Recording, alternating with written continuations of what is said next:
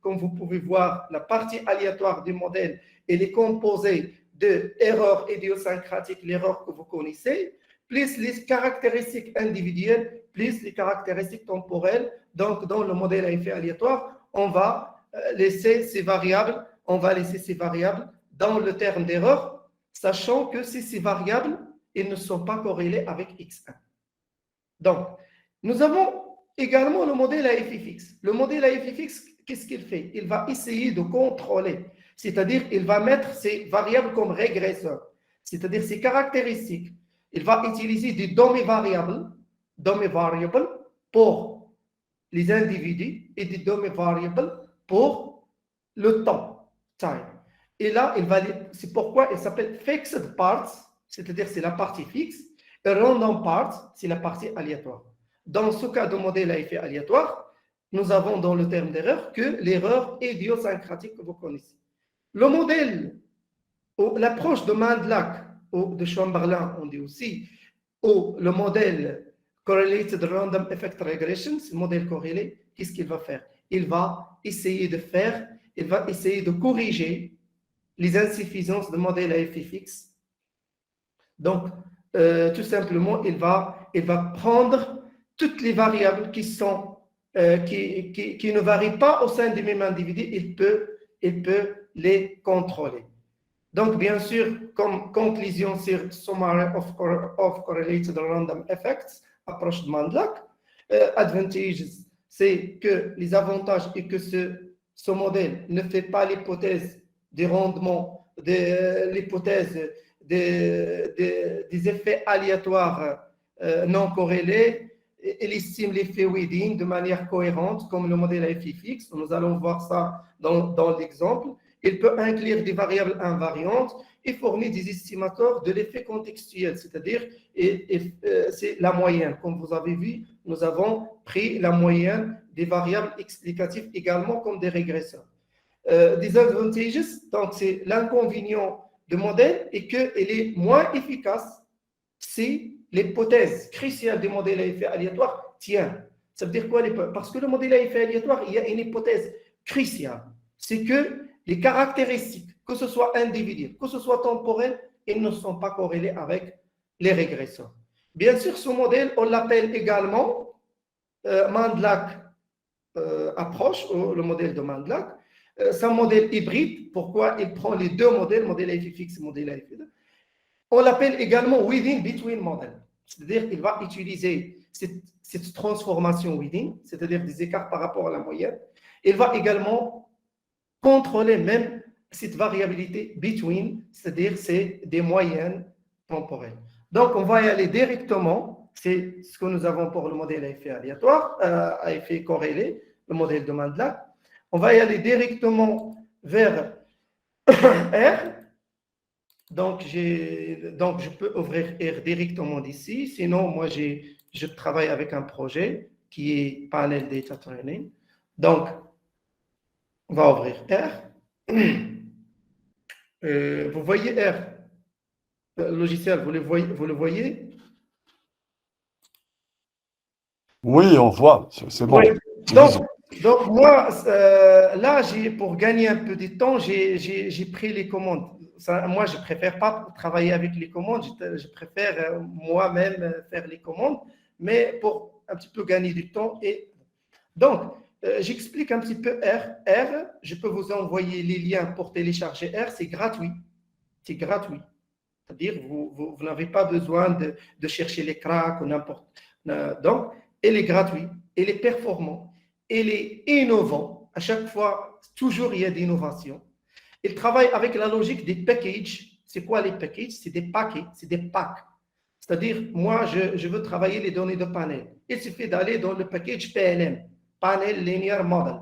Ce package, je peux aller exploiter ce package. Vous allez trouver n'importe qui, il peut travailler.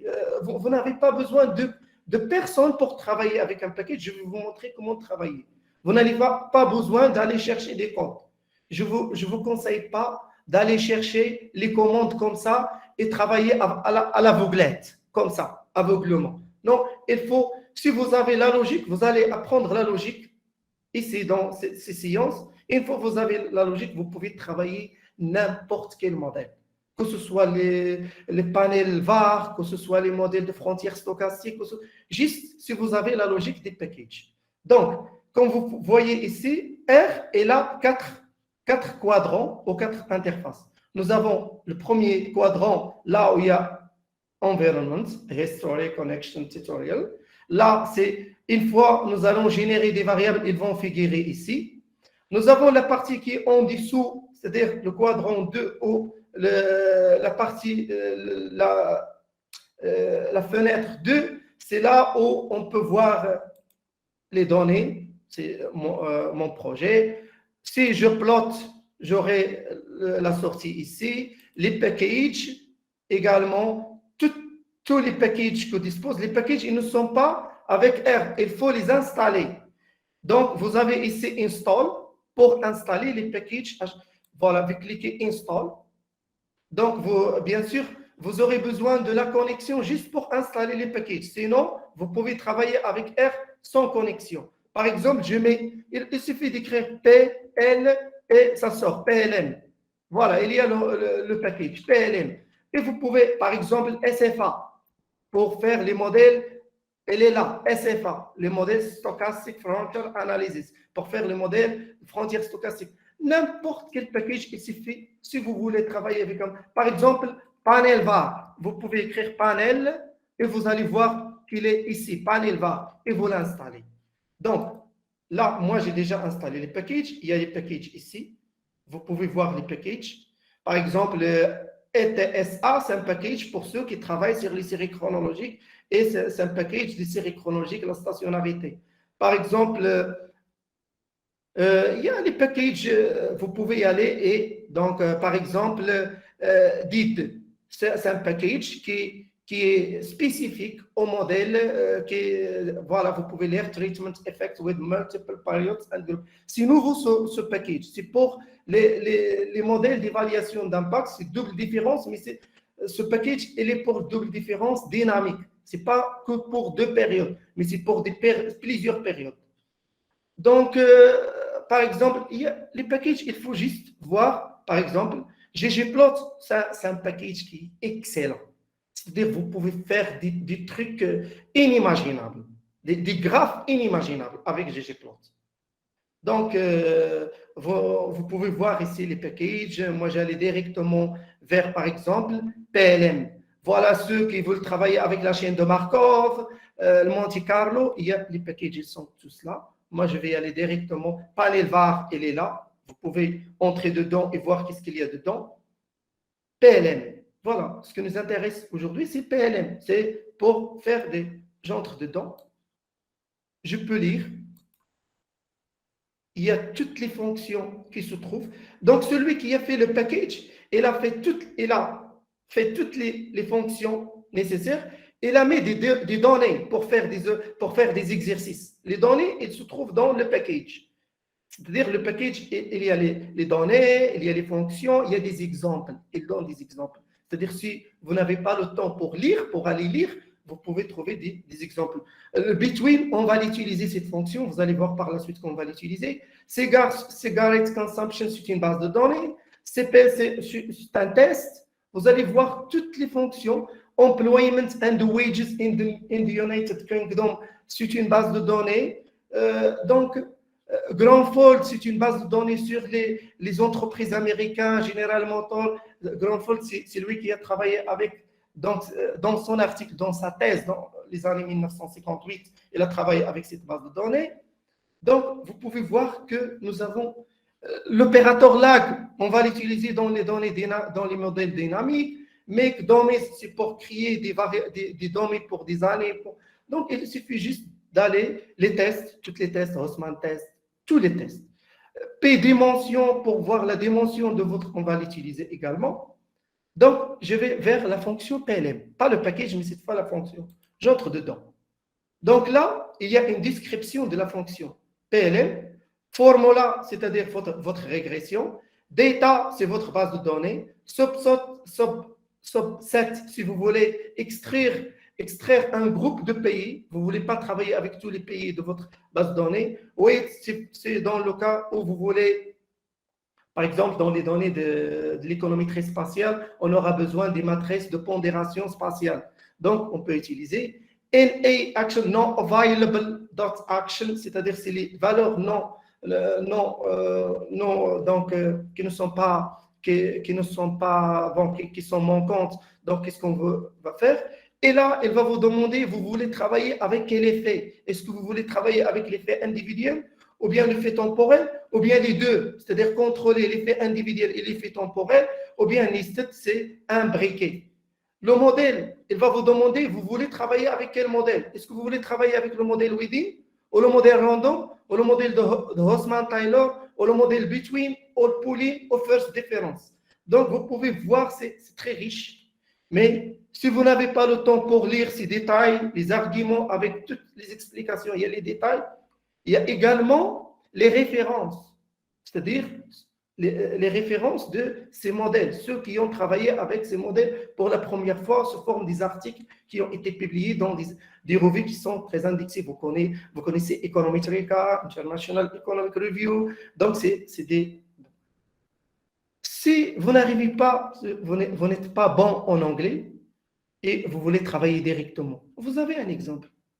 Data. C'est-à-dire que vous voulez utiliser la base de données qui s'appelle Produce. Cette base de données, elle se trouve où? Elle est dans le package PLM. Je peux prendre cette commande comme ça et mettre CTRL-C, CTRL-V. Et ça va marcher. Je mets Entrée. Donc, vous pouvez voir que j'ai la base de données Produce, elle est là. Et je peux tourner ce modèle. Sauf que moi, je ne vais pas utiliser ça parce que moi, je vais utiliser ma base de données. Vous allez voir que je vais utiliser ma base de données. Donc, je peux changer le nom. ZZ, c'est quoi ZZ? Je peux mettre modèle 1, par exemple. Et je tourne le modèle. Je mets Entrée. Vous allez voir qu'elle a utilisé PLM. C'est une fonction.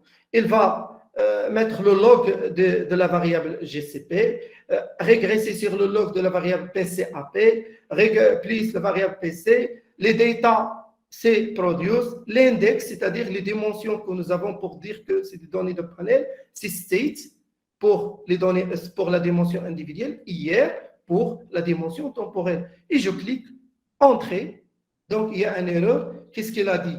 Vous voyez? C'est pourquoi, lorsque vous prenez des codes comme ça, vous allez rencontrer ce que nous arrive, nous. Il nous donne, parce que la première fois, donc, on doit rendre hommage à M. Hassan El-Haj qui nous a initié à ce logiciel.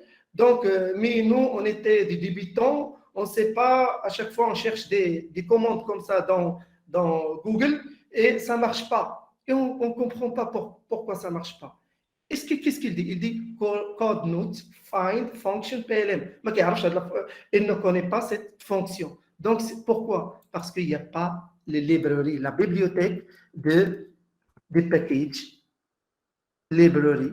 Il faut toujours, parce que R, il faut lui donner une référence. Donc, je vais lui donner la référence, c'est PLM. Je vais appeler PLM librairie. Maintenant, je mets CTRL-V et ça va marcher.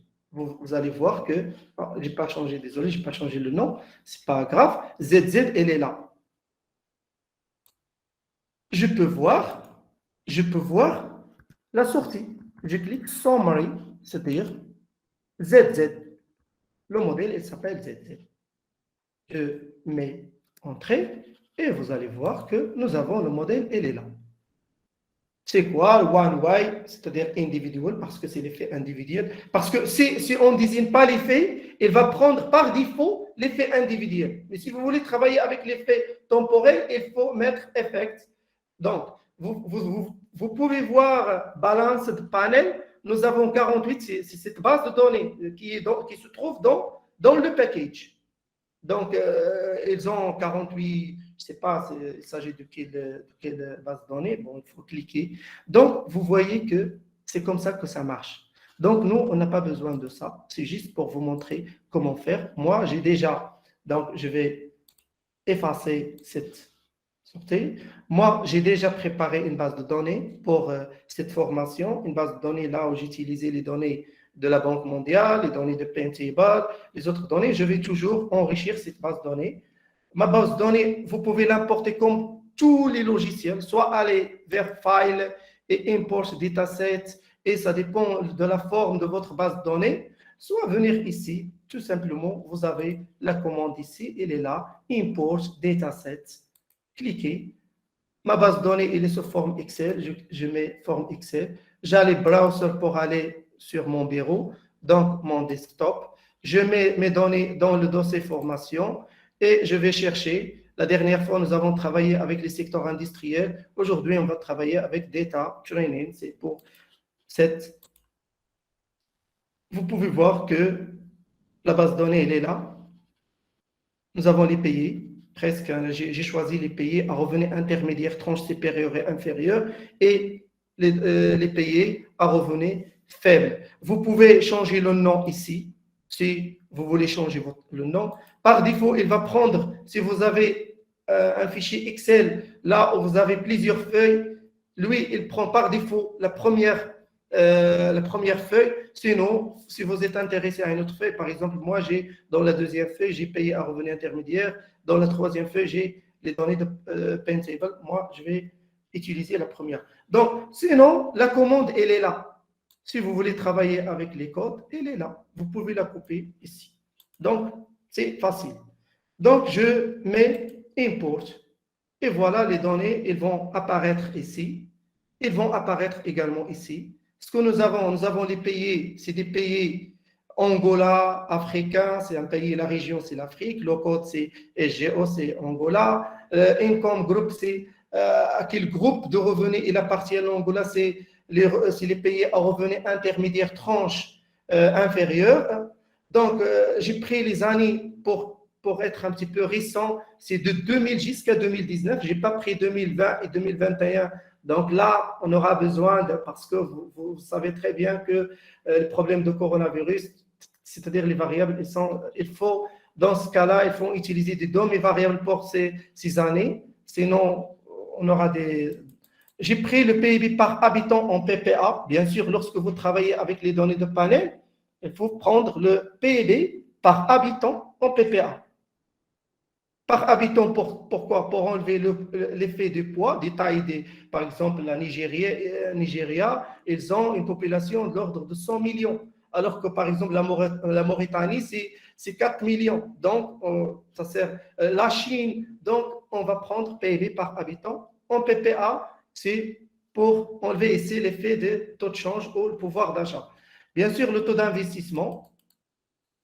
Human Capital, c'est l'indice de capital humain dans le Paytable, la force de travail, la population totale, la croissance du PIB par habitant, la croissance démographique, le compte extérieur comme variable, c'est la balance de paiement, l'inflation, le chômage, l'ouverture commerciale, les IDE, les investissements directs à l'étranger, la population rurale, l'emploi dans le secteur agriculture, l'emploi dans l'industrie, dans les services, les exportations, les importations. Également, j'ai mis même les variables de la santé, le taux de mortalité, les dépenses gouvernementales de santé par habitant en PPA, les dépenses privées de santé par habitant en PPA, le out of pocket, c'est-à-dire les dépenses des ménages, bien sûr, par habitant en PPA, l'incidence de la tuberculose, le nombre de tourisme qui arrive dans le pays, l'espérance de vie à la naissance, la mortalité maternelle, la mortalité néonatale et la mortalité infanto-juvénile, c'est-à-dire moins de 5 ans.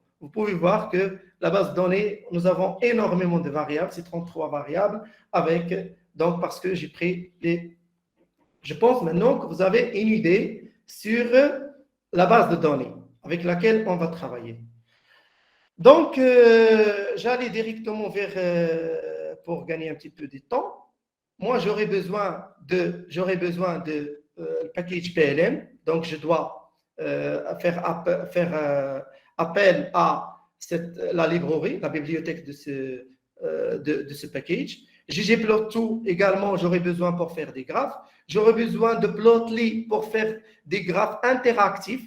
J'aurais besoin de Stargazer pour avoir des sorties sous forme LaTeX ou avoir des sorties dans un même tableau, je peux mettre tous les modèles. TextReg, c'est la même chose que Stargazer. Performance, c'est pour faire des tests de multicollinéarité, également librairie. Donc, je vais, donc pour compiler il suffit d'aller vers Run. Donc, Run the current line. Soit vous sélectionnez, soit vous allez sur line. Donc, le premier, vous allez voir dans la partie de console que ça tourne. Librairie ggplot, Stargazer, librairie TextReg, librairie performance, librairie C. Donc, je dois attacher. La fonction attache, pourquoi? Vous pouvez laisser attache, vous pouvez ne pas travailler avec attaché.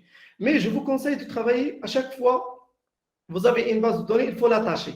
Pourquoi l'attacher? C'est comme ça, R, il va connaître automatiquement, une fois que vous écrivez juste la première lettre des variables, il va sortir automatiquement. Parce qu'il va avoir, c'est comme on va mettre dans la mémoire de R cette base de données. Il n'aura pas besoin de chercher ou de mettre le dollar pour connaître ce qui se trouve. Donc, je vais attacher. PData, je vais appeler ma base de données. Vous regardez ici, je vais l'appeler PData. C'est pour dire à R, déclarer qu'il s'agit des données de panel. Je vais utiliser une fonction qui s'appelle pdata.frame.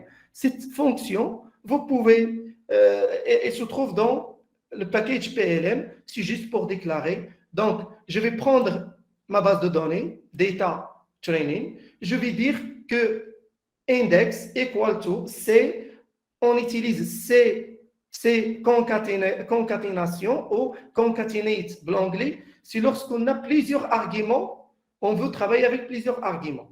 Donc, égal, nous avons la dimension individuelle, c'est country, et nous avons la dimension temporelle, année, c'est year. Donc, si j'implémente, je clique Run, donc ça va, elle est là. Vous avez maintenant PData. Je dois attacher également PData, parce que je vais travailler avec PData. Là, c'est bien. Jusqu'à maintenant, the following objects are masked from data training, chômage. Donc, et là, c'est comme il vous dit que R, maintenant, il a toutes les variables dans sa mémoire. Donc là, je vais effacer un petit peu ça, je n'ai pas besoin, donc c'est déjà... Je vais utiliser tout d'abord le graphe. Je vais plotter ma base de données. Donc, je vais utiliser cette fonction qui s'appelle ggplot. Donc, je vais un petit peu étirer, comme ça. Donc, graphe, je vais appeler graphe 1. C'est moi qui a fait son nom, sinon je peux changer. Donc, graphe 1, j'utilise pdata. Cet opérateur-là, vous pouvez le mettre directement, soit pourcentage supérieur strictement pourcentage, ou cliquez CTRL-ALT-M. Directement, vous l'aurez. CTRL-ALT-M, et voilà, elle est là. Donc, ggplot, c'est la fonction qui nous intéresse. Vous pouvez aller, voilà, si vous voulez voir, par exemple, qu'est-ce que ggplot, vous pouvez mettre point d'interrogation et mettre ggplot. Voilà, elle est là, ggplot. Vous cliquez, si vous mettez entrée, vous aurez tout. Vous pouvez voir tout ce que vous voulez dans ggplot. Une description pour le package, ça c'est le package, mais vous pouvez aller voir la fonction ggplot. Donc, j'explique. Donc, mapping, ça vient du map. Dans le mapping, c'est-à-dire je veux que ce graphe, il soit comment? Qu'est-ce que je vais mettre dans l'axe des abscisses? Qu'est-ce que je vais mettre dans l'axe des ordonnées? Qu'est-ce que je vais mettre comme, par exemple, pour identifier, par exemple, les groupes, à quel groupe appartiennent les pays? Donc, GeoPoint, c'est pour la géométrie. Est-ce que il y a GeoPoint, par exemple, je viens ici, il y a je clique Géom et vous aurez toutes les options. Upline, c'est-à-dire si vous voulez que le graphe soit sous forme de ligne, area, bar, donc box plot. Vous pouvez aller, bon, si j'explique tout ça, si je veux expliquer tout ça, donc il nous faut donc plus de. Donc GeoPoint. Donc le thème, c'est-à-dire la légende la légende, la position de la légende. Je veux qu'il soit où? Bottom, c'est en bas. Au left, à gauche. Right, à droite. Up, donc comme vous voulez. Et les titres. Labels. Labs, c'est labels. C'est title. Title, j'y mets moi hétérogénéité entre les pays. Je peux changer selon le titre et le sous-titre, subtitle, pays à revenu intermédiaire. Donc, c'est ça. La fonction, elle est facile. Ce n'est pas très compliqué. Donc, vous allez voir qu'est-ce qu'on aura. Donc, je clique, je mets run. On a ici graphe 1. Et vous allez voir qu'en cliquant graphe 1 pour voir qu'est-ce que c'est graphe 1. Donc, entrée. Voilà, je clique sur zoom pour voir tout là. Vous allez voir ce que nous avons fait. Nous avons fait dans l'axe des abscisses, c'est x égale, c'est pays code, c'est le code des pays. Dans l'axe des ordonnées, nous avons mis le PIB par habitant. Donc, dans la légende, elle est en bas, comme vous voyez, c'est low, c'est-à-dire les pays à revenus faibles. Low, middle, c'est les pays à revenus intermédiaires, tranche inférieure. Up, middle, c'est les pays à revenus intermédiaires, tranche supérieure. Vous pouvez voir ici que est-ce qu'on peut travailler avec un modèle Pauling? C'est-à-dire qu'on va dire que, par exemple, ceux qui sont en rouge, c'est les pays à revenus faibles. En vert, c'est les pays à revenus intermédiaires, tranche inférieure. Ceux qui sont en bleu, c'est des revenus. Donc, c'est des pays, vous allez voir, je vais vous montrer ces pays. Ce sont qui ces pays? Et vous avez là voir que si on prend une même moyenne, c'est-à-dire la même constante pour tout le monde, est-ce qu'elle est, à votre avis, est-ce qu'elle est logique? Parce que nous n'avons pas des pays qui sont homogènes. Il y a une hétérogénéité dans les pays. Donc, pour voir ça, je peux mettre ggplotly. Donc, c'est un package ou pour voir ce graphe interactif. Donc, graphe 1, et je clique Entrée. Et voilà, maintenant, vous allez voir un graphe qui est interactif. Par exemple, je suis là, c'est quoi? C'est l'Angola. L'Angola en 2000, en 2001, en 2002, en 2003, vous pouvez voir la variation du PIB par habitant de l'Angola. Ici, c'est quoi? C'est l'Albanie. Par exemple, ici, c'est quoi? C'est la Burundi. C'est un pays à revenus faibles. Le Maroc, il est où? Donc, elle est là. Regardez, c'est le Maroc. Le Maroc, c'est notre PIB en PPA en 2000, c'est 4300. Et on peut y aller. Si je m'intéresse au Maroc, par exemple, je peux zoomer, faire un zoom.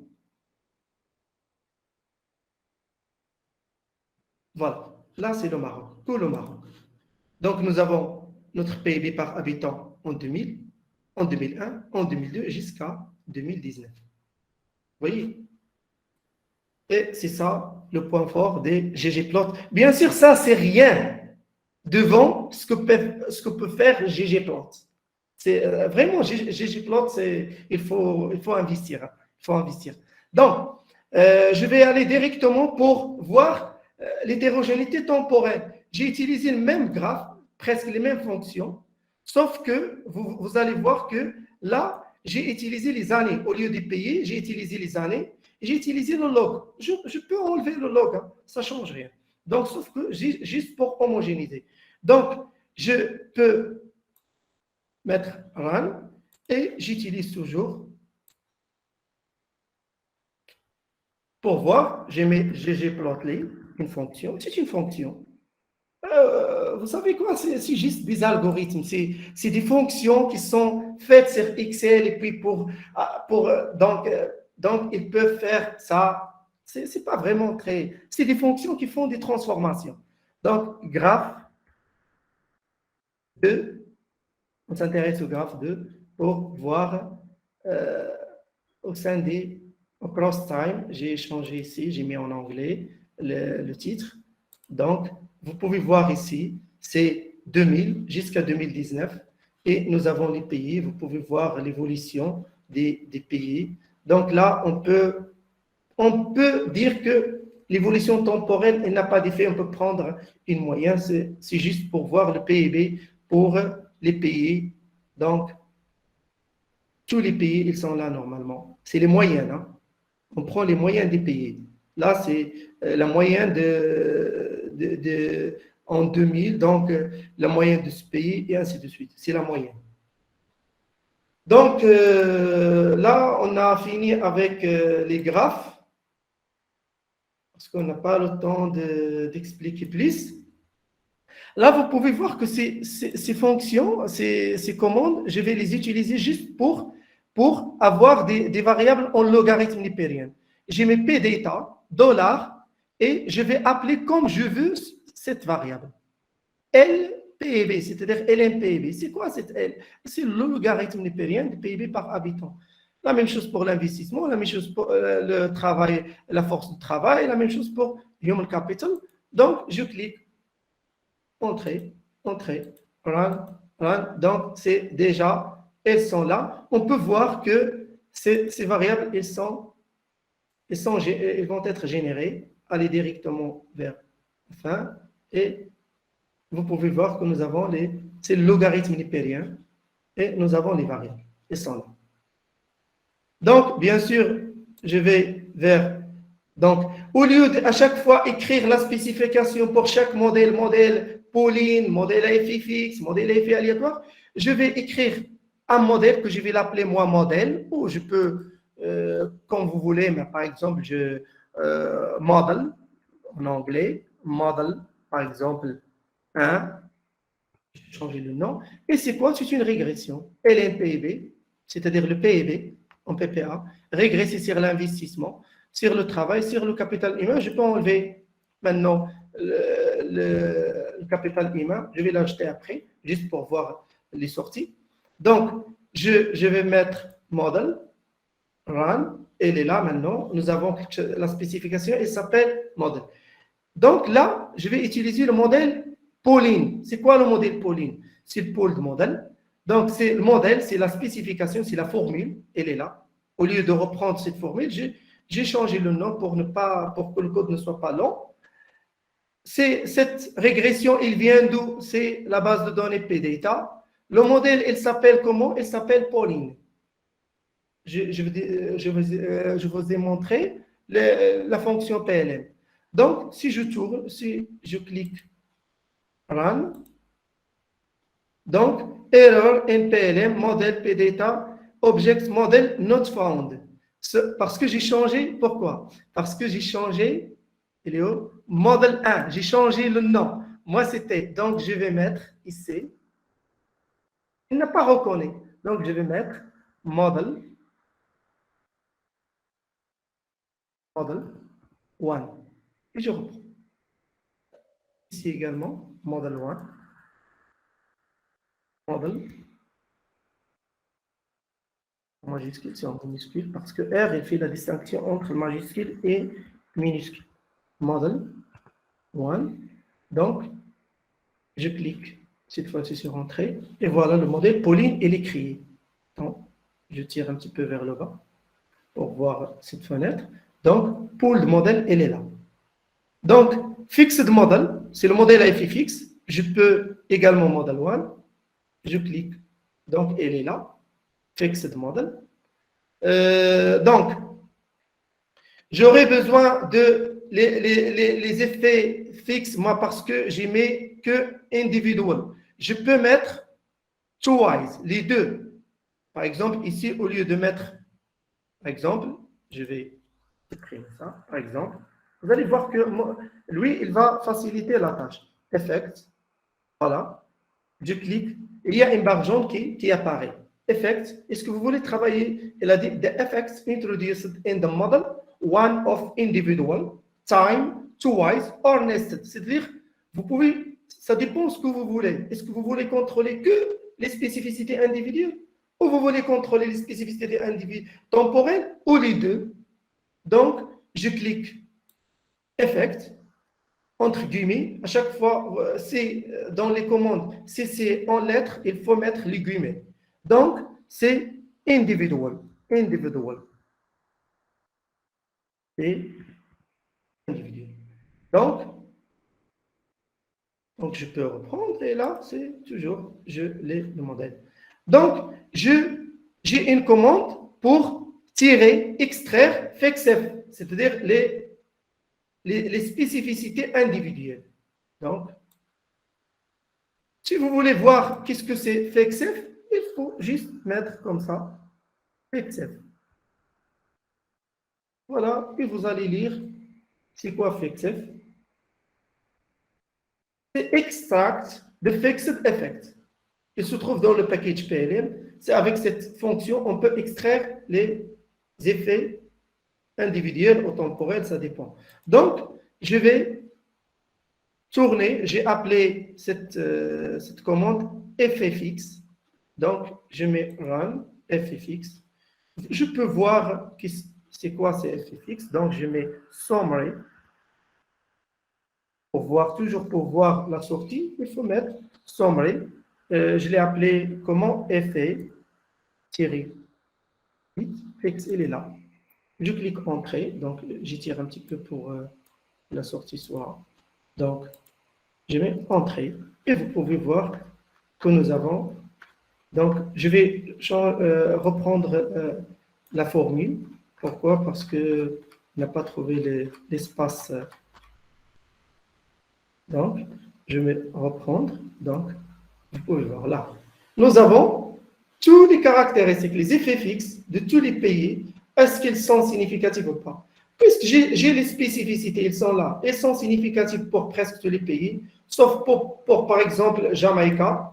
Ce n'est pas significatif. Pour R, il va vous mettre les étoiles. Si nous avons 3 étoiles, c'est-à-dire qu'il est significatif à 0%. 2 étoiles, c'est significatif à 1%. Une seule étoile, c'est significatif à 5%. Un point, c'est significatif à 10%. Donc, vous pouvez voir, sans passer par, vous pouvez faire les tests. Ils sont énormes dans R, les tests. Pour tester les effets fixes, les effets aléatoires, ils sont énormes. Donc, je vais effacer ça parce que, donc, j'étire un petit peu comme ça pour avoir. Donc, c'est juste pour vous montrer les effets fixes. Donc, modèle à effet aléatoire, elle est là. C'est donc random effect model. C'est PLM toujours. C'est notre modèle. Donc, j'ai changé le nom. Ce n'est plus modèle, c'est model en anglais. Model. One. Donc, j'étire un petit peu pour voir. Et nous avons le modèle random. Et nous avons les effets.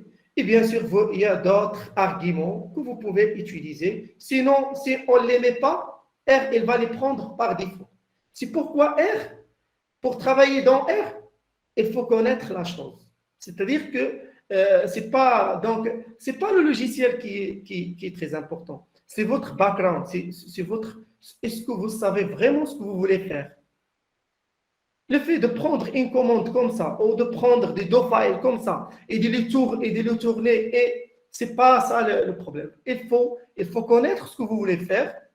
Est-ce que vous voulez vraiment contrôler les effets individuels? Est-ce que vous voulez vraiment contrôler les effets temporels? Est-ce que les deux? Est-ce que vous allez... Donc, c'est ça ce qui est très important. Donc, nous avons Random Effects Model. C'est là, je pense tourner, non, pas encore, donc il ne figure pas ici. Donc, je clique sur Run. Soit je clique sur Run, soit je prends ça, je copie, comme ça par exemple, je peux copier cette commande, par exemple, CTRL-C, et venir dans la partie console, CTRL-V, et tourner le modèle vers entrée. Donc, qu'est-ce qu'il a dit? Toujours Object Model Not Found. C'est parce que nous avons changé le nom de la spécification. On va mettre model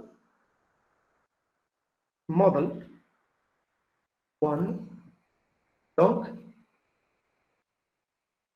ici, je vais changer ici. Model en majuscule. Non. Model.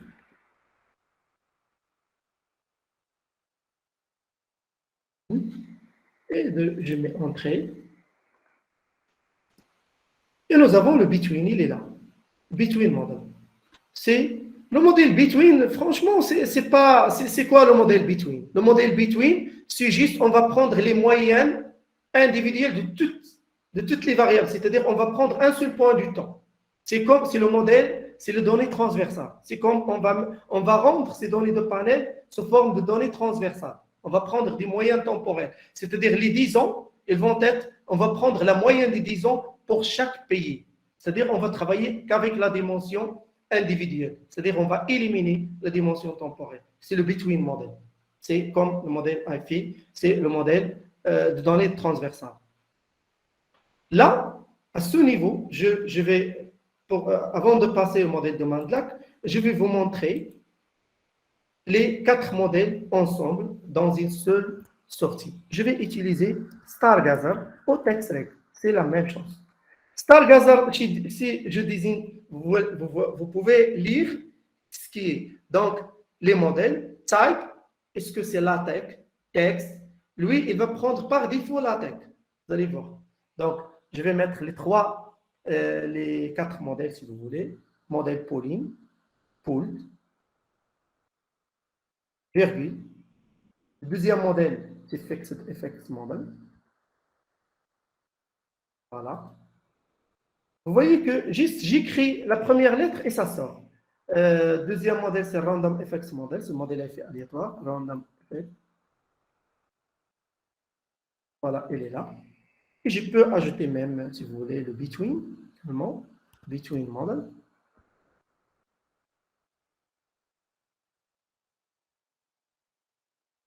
Donc, il est là. Si je ne mets pas le type, je ne désigne pas, il va prendre par défaut l'argument type. Donc, je clique Entrée. Vous allez voir que nous avons une sortie LaTeX. C'est le code LaTeX. Bien sûr, si on aura le temps, on peut implémenter ce code dans le BebTeX et nous aurons la sortie. Nous, là, on n'a pas le temps pour aller dans LaTeX et voir ce qu'il y a dans LaTeX. Également, on peut travailler directement avec R, directement, regardez, directement, tout ce que vous voulez. Vous pouvez faire les rapports, tout le rapport ici, soit avec R Markdown, soit avec Swift. C'est-à-dire, vous travaillez avec, si je clique, par exemple, vous voyez, voilà, c'est LaTeX. Vous pouvez travailler LaTeX ici. Donc, juste pour noter. Donc, je vais enlever, pas besoin. Donc, je reprends notre commande. Donc, je mets virgule et je clique Type. Il va me demander est-ce que je vais type LaTeX. C'est par défaut. C'est écrit, hein? Tout est écrit. Au character vector that specifies that type of output the command should produce, the possible values are LaTeX, default, for LaTeX code. HTML, for HTML, si vous voulez une sortie HTML. Et si vous voulez une sortie texte, vous pouvez mettre texte. Donc, texte. Et vous allez voir tous les modèles. Donc,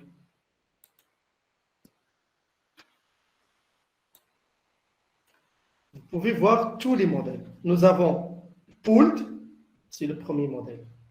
Modèle IFFX, c'est le deuxième. Random Effects, troisième. Et le Between. Vous pouvez voir l'investissement, il est significatif pour Pauline, mais avec un coefficient qui est de l'ordre de 0,53 et c'est très significatif pour le modèle AFFX, c'est 0,0, ce qui est normalement plausible un petit peu. Avec ça, c'est pas vraiment. Donc, ainsi de suite, je ne vais pas m'attarder sur, parce que j'ai déjà interprété, expliqué les sorties, qu'est-ce que R carré, qu'est-ce que adjusted R square, F statistique, tout ça, j'ai déjà expliqué avec Stata. Même avec Stata, on peut avoir cette sortie pour tous les modèles, je peux les mettre dans un même tableau. Donc, là, je peux ajouter, par exemple, la variable capital humain, parce que la plupart, ils travaillent avec le capital humain et la croissance économique. Je vais revenir dans ma régression. Et je vais ajouter capital humain, L, human capital, ça va sortir, il est là. Et je vais reprendre donc je vais effacer ici. Donc, je vais reprendre tout ce que j'ai fait. Donc, run, donc jusqu'à between. Donc, j'enlève ça, j'évite, et je reprends le code. Pour revenir vers les codes que j'ai fait, j'utilise j'utilise les flèches en haut, en bas, qui se trouvent dans le clavier. Donc, je clique sur les flèches en haut et je reviens vers les commandes. Donc, Stargazer, c'est ici. Maintenant, dans ce modèle, il y a le capital humain. Donc, je vais un petit peu élargir la... Donc, voilà. Et entrer. Et vous voyez, nous avons le capital humain. Il est là. Hélène, Human Capital. Donc, il est là. Il est significatif pour presque 3 modèles, sauf pour que le between, ils n'ont pas des bons résultats. Donc, là, c'est pour les modèles que nous avons vus jusqu'à maintenant. Maintenant, je vais passer vers le modèle de Mandlac. Et pour passer vers le modèle de Mandlac, on doit calculer les moyennes pour chaque variable. C'est pourquoi j'ai pris pdata, $, et j'ai appelé la variable ML, c'est-à-dire la moyenne, min, ln, PIB. C'est quoi cette variable? C'est l'opérateur between que nous avons vu dans le package PLM. C'est between pour calculer la moyenne. Je calcule la moyenne de ln, PIB pour chaque pays. Pourquoi j'ai fait FX time, c'est-à-dire c'est la moyenne intra, c'est-à-dire la moyenne de chaque, c'est-à-dire la moyenne de la période. Donc, également pour tous les restes des variables, donc je vais run, et également je dois attacher pdata parce qu'il y a d'autres variables qui s'ajoutent. Donc, et la met, on va y aller vers notre pdata. On va voir que nous avons généré des variables qui s'appellent, c'est des moyennes. Vous allez voir que c'est des moyennes. Donc, la moyenne de LMPIB, c'est la moyenne de la période 9,999,999,17 pour l'Angola. La moyenne pour, par exemple, l'Albanie. Et ainsi de suite pour toutes les variables. Donc, nous avons créé ces variables. Voilà, nous allons vers. Et maintenant, on va faire notre modèle. Généralement, ce modèle, il est négligé, mais il est très important. Inga. Mais c'est grâce, je dis également, grâce à M. Olhaj, que je rends hommage. C'est grâce à lui, bien sûr, et bien sûr, l'économétrie. Grâce à lui, nous avons vu l'économétrie des données de panel, tous les modèles. C'est pas parce que vous allez voir par la suite qu'il n'y a pas quelque chose qui s'appelle Bourbonnais pour les données de panel. Il y a le livre de référence, c'est le livre de Patrick Sylvestre. C'est le livre avec lequel nous avons travaillé. Le livre, il y a presque tous les modèles, tous les cas, tous les modèles dynamiques, les modèles GMM en système, GMM en différence, c'est ce livre. Donc, le modèle de Mandlac, il est très important. Donc, parce qu'il va, si vous voulez, c'est une synthèse. C'est une combinaison entre les deux modèles, modèle à effet fixe et modèle à effet aléatoire. Donc, on va tourner le modèle. Comme vous voyez, nous avons utilisé LMPIB, régressé sur l'investissement, sur la force de travail, sur Human Capital, bien sûr les moyens des variables M, LN, M, travail, P data. Et le modèle, c'est random. C'est un modèle à effet aléatoire. Vous voyez? Mais en travaillant avec, c'est-à-dire qu'il va utiliser les deux modèles. Donc, on tourne, il est là, le modèle de Mandlac. Et là, je vais revenir vers notre commande de tout à l'heure.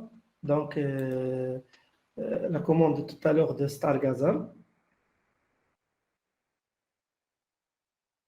Voilà, on va enlever between, on n'a pas besoin.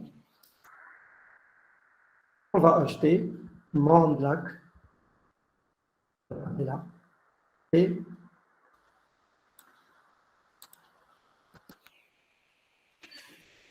vous allez voir que le modèle de Mandlac, il est comme le modèle à effet fixe.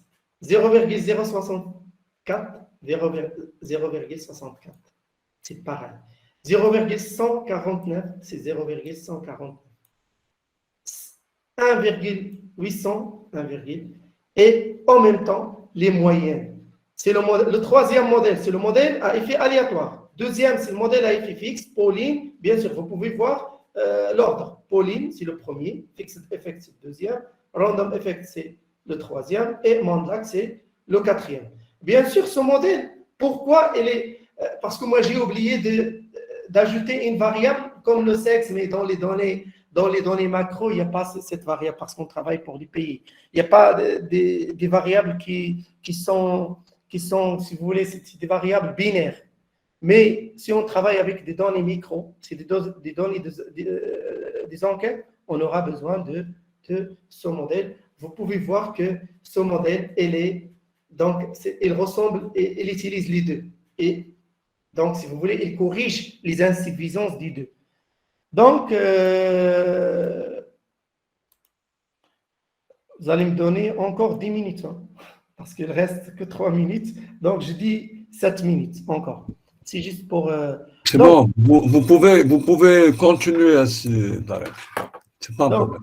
donc là, nous avons, pour ceux qui demandent comment tester la collinéarité. Voilà, moi, je vais voir la collinéarité. Je peux la contrôler avec une matrice de corrélation facilement, matrice de covariance, et voir la relation entre les régressions.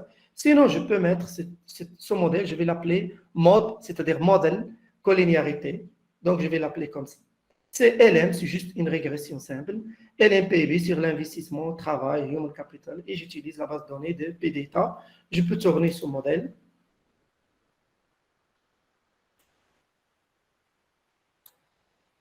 Donc, je clique ici, ou bien donc, run. Nous avons le modèle, il est là. Je vais plotter la collinéarité. Sinon, je vais...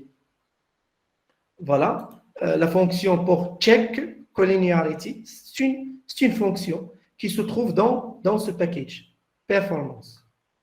Vers la fin, je vais vous donner ces commandes, tout ça, même que je suis contre toujours. Prendre des deux files, mais c'est juste pour faciliter. Mais si vous utilisez, ce que je vous conseille, il faut y aller lire.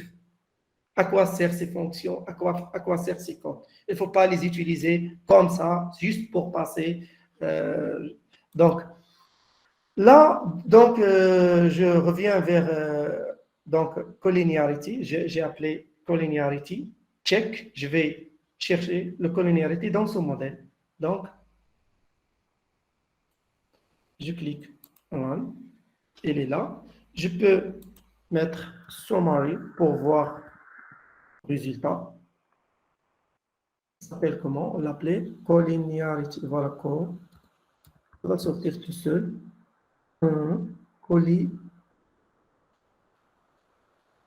Parce qu'il y a des fonctions. Voilà, c'est ça. Collinéaire. Donc, vous pouvez voir les variables que nous avons. Donc, c'est vif en moyenne. Donc, je peux utiliser plot, c'est mieux. C'est vraiment, c'est... Plot, c'est mieux. Sinon, je vais faire zoom. Comme ça, vous aurez une vision claire pour tout le monde. Là, vous pouvez voir que pour le vert, nous avons là-haut. C'est-à-dire quoi? C'est-à-dire une collinéarité faible.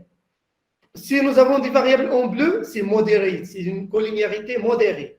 Si nous avons le rouge, c'est une collinéarité qui est très forte. Et vous pouvez voir que dans le cas des variables que nous avons utilisées, nous avons LN Human Capital, Investment, c'est une collinéarité qui est faible. Donc, nous n'avons pas un problème de collinéarité.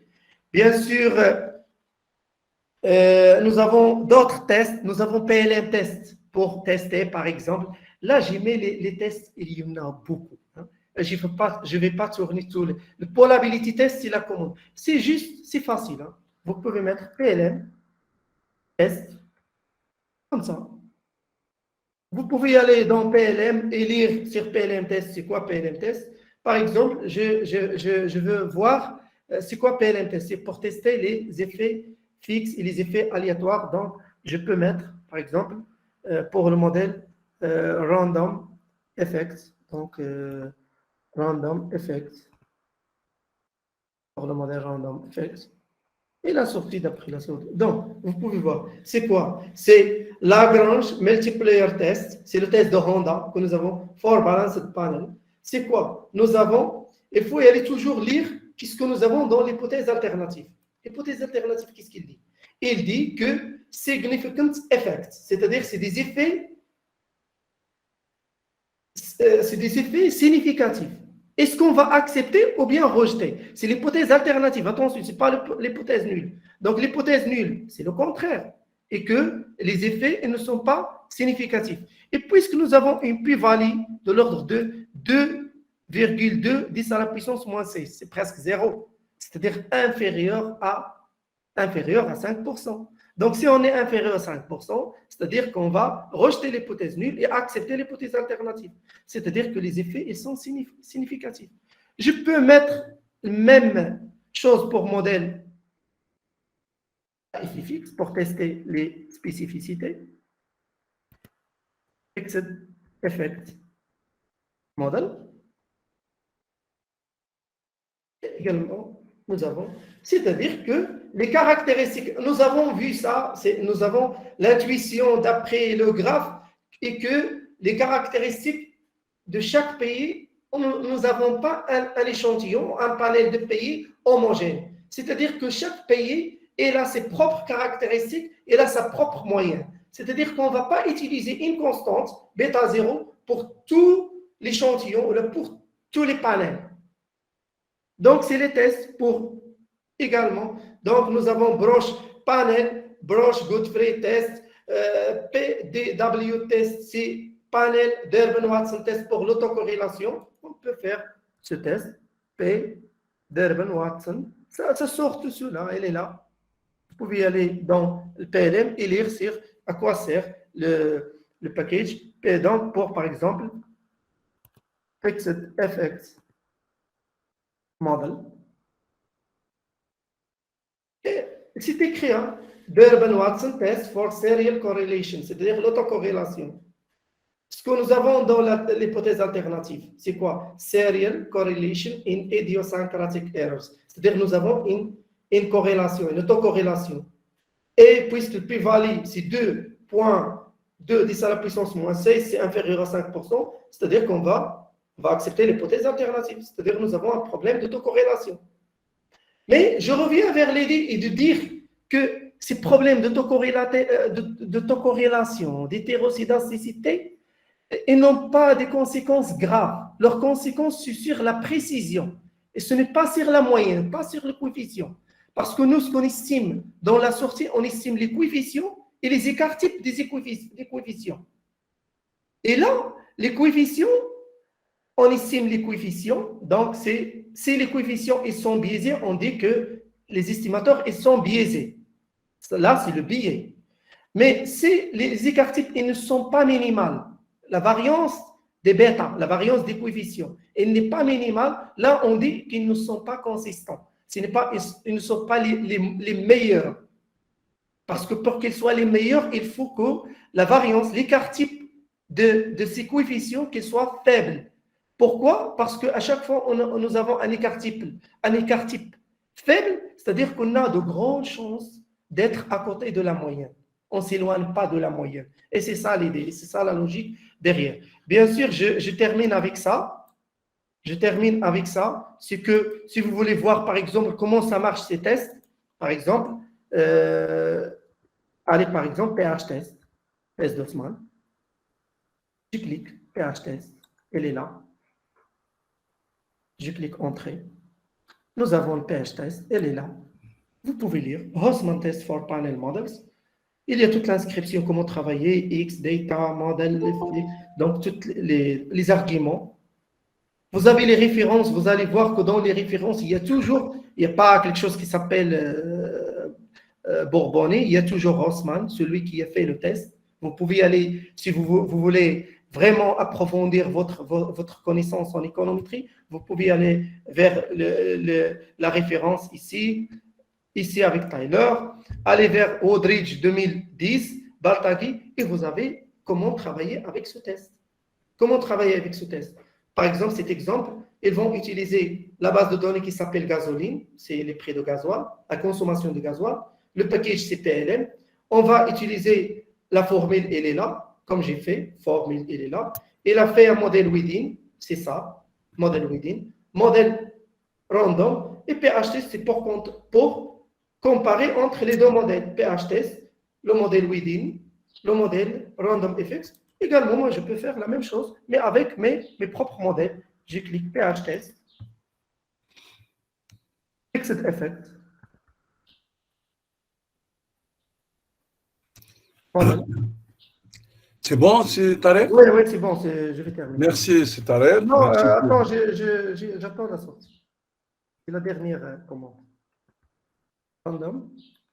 Et je clique Entrée. Et vous voyez Osman Test, Data. Vous allez, comme d'habitude, vers l'hypothèse alternative ou un modèle is inconsistent. C'est-à-dire, l'un des deux modèles, il n'est pas consistant. Et bien sûr, pourquoi on dit le modèle à effet aléatoire? Parce que le modèle à effet aléatoire qui utilise une hypothèse qui est très forte. C'est l'hypothèse d'absence de corrélation entre les caractéristiques individuelles et les variables explicatives. Et merci pour votre attention. Merci à Tarek. Merci pour la clarté de l'exposé. Merci pour aussi ta générosité. Maintenant, on va ouvrir une séance de débat. Si jamais il y a des questions par rapport au modèle lui-même, Mandlac, ou par rapport au déroulement du logiciel R, certainement, il y a certains étudiants qui vont voir pour la première fois le logiciel, puisque la plupart du temps, on travaille sur News ou bien sur Stata. Je ne sais pas, mais en tout cas, certainement, il y aura un paquet de questions, hein, d'après ce que j'ai compris. Bon, à vous la parole, il suffit de lever la main pour que je puisse généralement vous repérer. Merci à vous.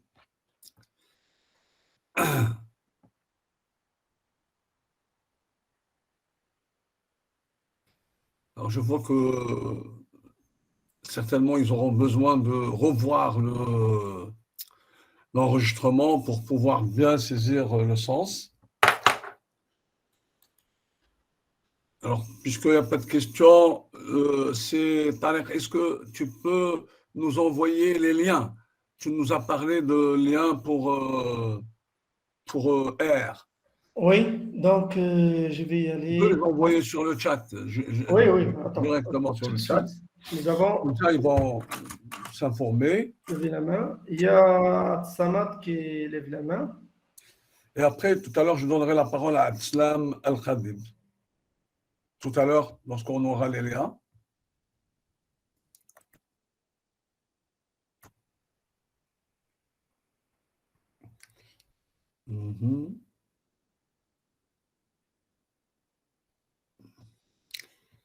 C'est Aslam, on va noter ta question, allez-y.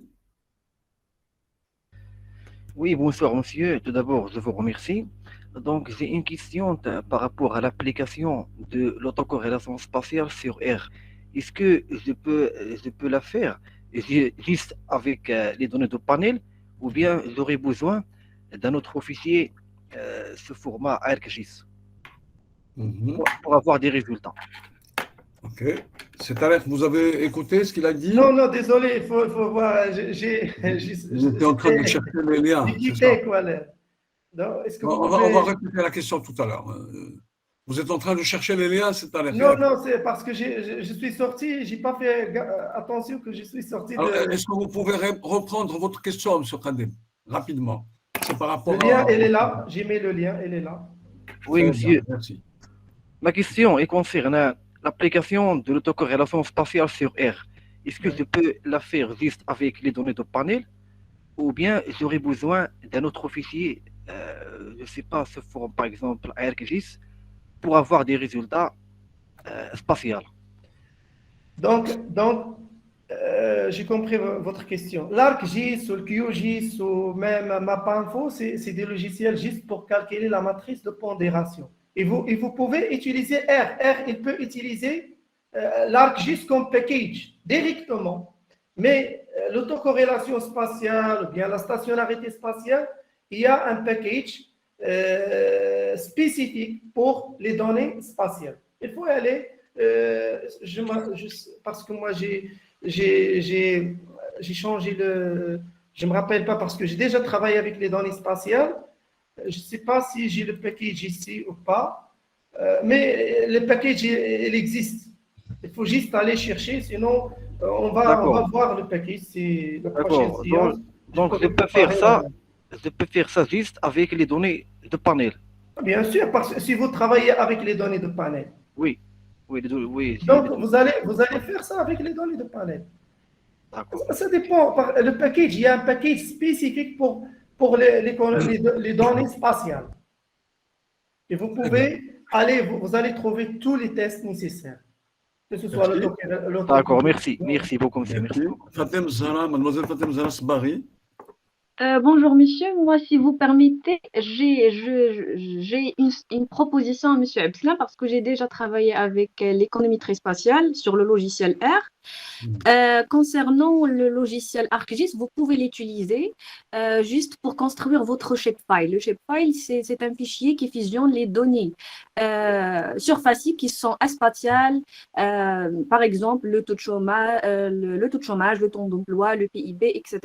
Et sinon, vous pouvez passer directement par le logiciel R, comme a dit monsieur Tarek, parce qu'il existe des packages qui sont dédiés à l'utilisation des études de l'économie spatiale. Sinon, au niveau des données de panel, vous pouvez calculer l'autocorrélation spatiale sur une seule année, donc ça sera une analyse statique.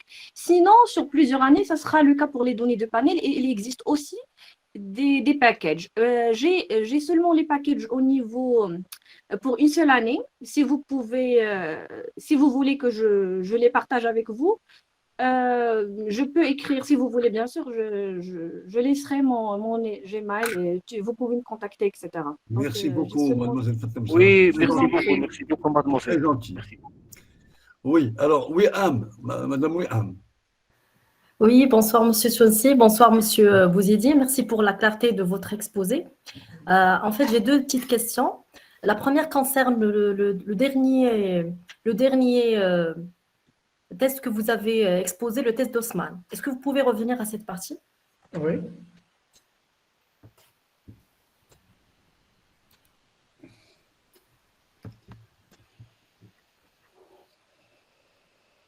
Je ne sais pas si vous voyez. Non, pas encore. Maintenant? Maintenant, oui. Euh, D'accord. Non, je parlais de, par exemple, lorsque vous affichez le package qui concerne le test d'Haussmann, il y a beaucoup de Ok, lignes, je vais mettre. oui, RE, etc.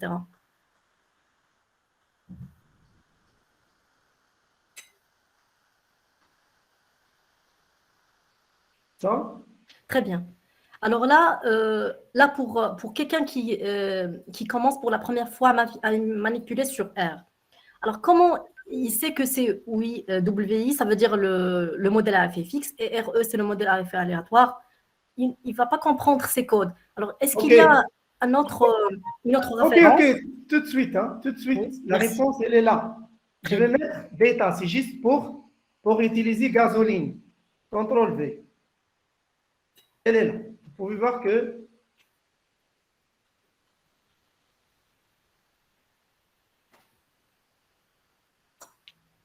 gasoline, elle est là. Elle est là, la base de données. Elle est là. Vous voyez, avec cette... Elle est là. La forme, c'est la régression. CTRL-C, c'est la régression à partir de cette base de données. CTRL-V. Alors, pour pouvoir décortiquer Attends, ces je lignes, vais répondre. Ça, d'accord. c'est WI, je vais la changer moi. Je ne vais pas l'appeler WI. Je vais l'appeler, CTRL-V. Je vais changer le nom. Je vais mettre within. Comme ça, within, par exemple, model. C'est bon? Voilà, elle est créée.